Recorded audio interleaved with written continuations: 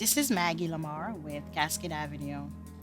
Last week on our Facebook page, I had asked the question is what do you find to be the most challenging? And I was very surprised to see that most of you responded by emailing me that what you found to be challenging is how do you create those awesome codes that you see um, people like Kim Garth and so on that are creating codes. They have awesome codes, but you just don't know how to go about creating them.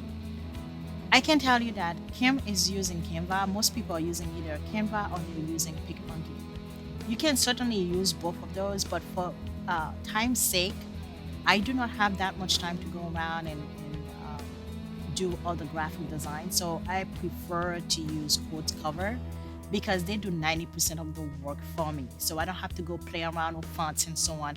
I can do that, but most of the time I my time is not allocated to playing around with all these graphics and so on. So Quotes Cover is the really best tool that I've used for that. So let's get started. So you scroll down, you go to start designing, and then you can either select the quotes on here or you can create your own. If you want to put your own quotes over here, you can go ahead and type something right over here and then click on uh, enter the author name and then click on next. We're not going to be doing that. Um, we're going to be using this one right here. I really like this one and I also like that one. So most likely I'm going to be using both of these next time. So now the next thing is you can create a Facebook cover. You can create a cover for Google Plus or Twitter. The new Twitter that just came out, you can use that. But we're going to be selecting the e-cards. The e-cards has the perfect size that goes straight into the post on Facebook. So we're gonna select landscape. Now, what's going to happen is it's going to give you all kinds of crazy fonts. In order for you to find the font that you want, all you have to do is click next font, so it will give you the font combination right over here. I like playing around with that because most of the time they're a little bit crazy for me. So we're going to be clicking on this until I find something that I am a little bit more happy with. So I like this one. So the next thing is it's the quotations. You can hide the quotations or you can keep them. I don't really care for the quotations, so I'm going to be taking that off. Also, you can hide the author name. I don't understand why you would want that, but let me tell you the reason why I hide it myself. You see, there's so much space here in between the quote and the author name.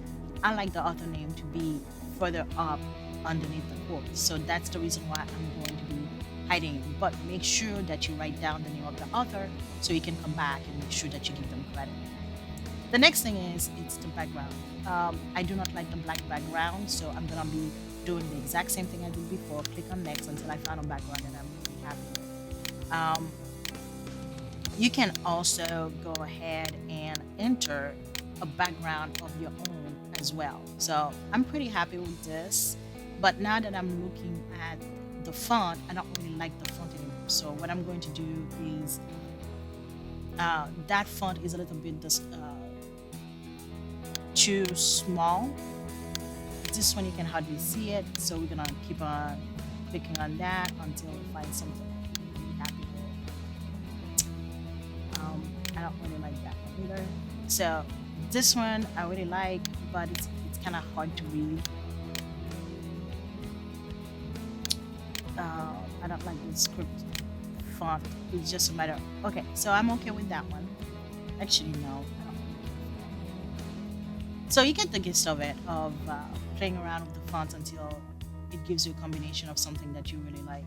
Now, if you wanted to insert a background, you can do that as well. So you can come over here, select a background that you like. Uh, I'm going to select one of my pictures. So for the sake of it, so I can show you what it looks like. So once you have that on there, you can move the picture any way you want. You can also change the hue of the picture as well. right over here. Change the brightness of it or make it darker. Change the contrast like this. Now, the text, we can change the text and make it bigger, make it smaller.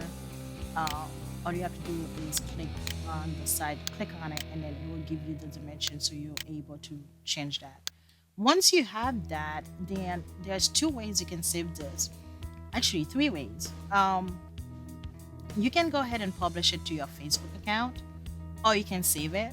I do not publish anything directly to my Facebook account. The reason why is because I have my Facebook posts are on a schedule. So if I put it on Facebook, it will automatically go on right there. You can save it as a JPEG or you can save it as a PNG.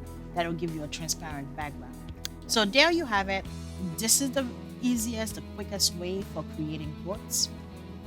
So you can put on your Facebook account or you can use them on your website. You can use these quotes for anywhere as long as you give the author that you're quoting credit. That's all you really have to um, think about. So again, thank you so much for taking the time for following me on Facebook at Cascade Avenue. Feel free to share this video with your friends, put it on your wall, on your other social media. Again, thank you so much. Have a great day.